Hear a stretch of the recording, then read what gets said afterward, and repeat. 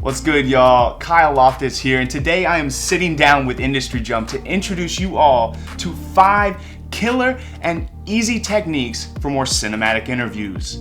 So without further ado, let's go ahead and dive in. My tip number 1 is always shoot with an A and B cam. I think this is huge for interviews for a number of reasons. Number 1, cameras can often stop recording. There's issues that come up, or someone might jump into frame depending on what location you're shooting at. You know, if it's really busy and there's a bunch of other people running around, well, that can interfere and ruin a shot. Don't want to have that happen, so having a secondary camera to pull footage from is great. Additionally, being able to work with 2 different focal lengths. So using, an A cam with maybe more of a wide look, more of an establishing setup, we get to see the environment, see where they're at, we get to know who the character is a bit more. And then we use a B cam look, we use this camera look for the more emotional looks, for when we're cutting away because our main talent is talking about maybe a very serious topic. It's something to do with suicide prevention, and before it was more of an overtone, and then all of a sudden they're getting into a more personal story, a personal connection they have to suicide. Well, we're going to want to be able to punch in with our B camera to a tight look so we can really showcase that emotion and really bring that out. Tip number 2, always shoot shadow side. Now again, this goes kind of different. We're working with 2 different cameras here. So we have an A and B cam.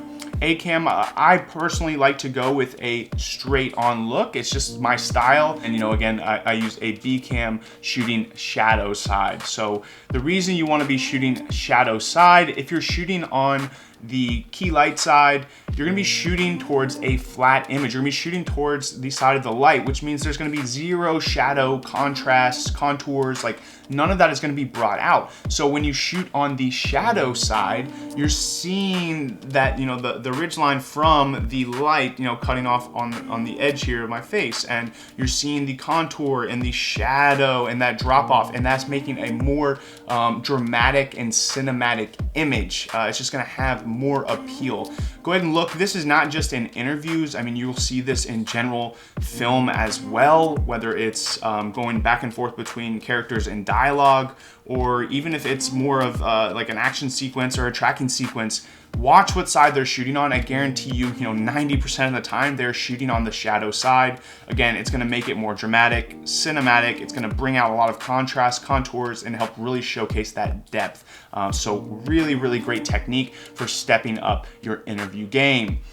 Tip number 3, use a boom setup. For me, I think this is huge. Lavaliers, yes, you can use them. Yes, they are great tools to have in your arsenal. But I think they're just so much less, cinematic and professional. There's something about seeing a lapel on someone's shirt, especially when the wire's running on the outside. That's another thing. Please, for the sake of God, run the wire underneath the shirt if you're going to use a lapel.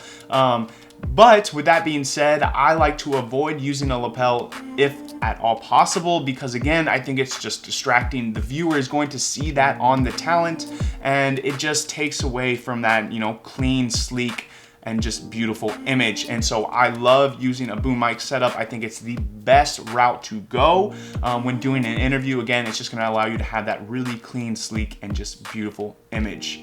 Tip and technique number 4, utilize practical lights. So I have 2 practicals here. I have one right behind me. It's actually not necessarily a practical, but it acts as a practical. So you're seeing these different lights behind me from the LED strips right there on the wall. And so to match that, I actually have my Falconized F7 right behind my head.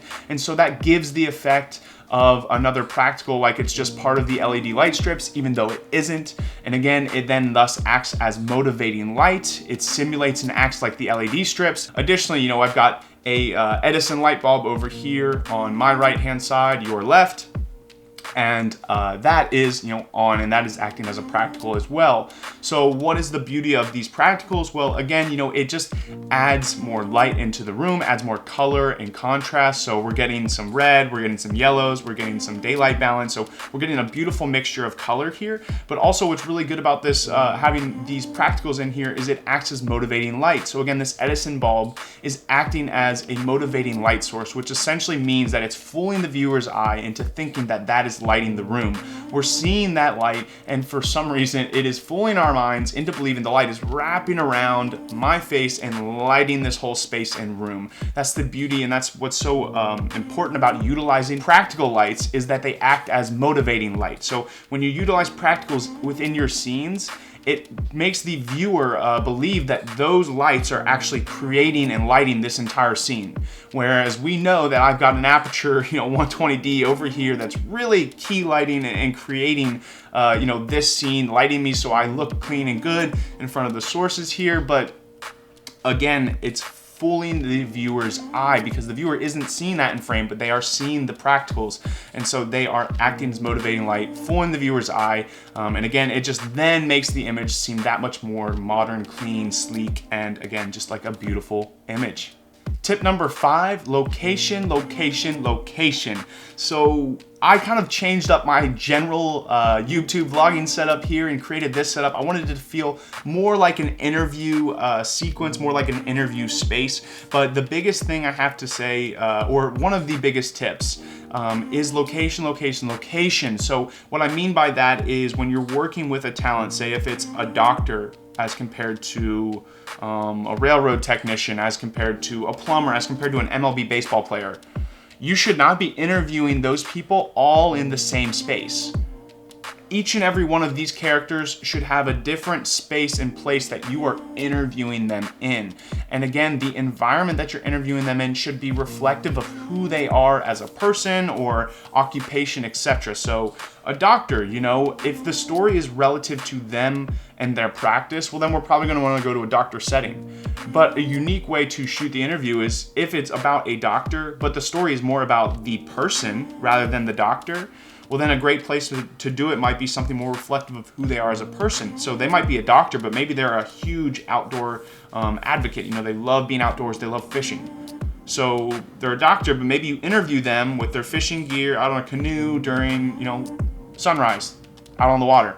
Beautiful spot, beautiful interview location. I actually want to shoot something like that right now. That sounds amazing.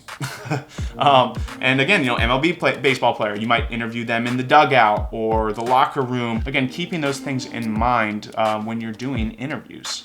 And then my 6th and final tip is using a catch light. So this isn't required, and sometimes, and you might want to avoid this depending on how serious or dramatic, that of an interview you're going for. But I think adding a catch light can be great. Again, the eyes, that is just huge. As a human being, that's what we are drawn to. We are drawn to each other's eyes. That's what we're trying to connect with and look at first.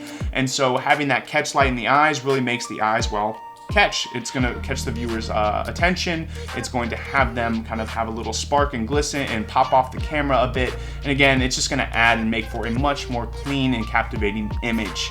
That's it, guys. Those are 5 easy and killer techniques for more cinematic interviews. Thanks to Industry Jump for helping out and teaming up with me on this project. If you guys have not checked them out, I highly recommend you do.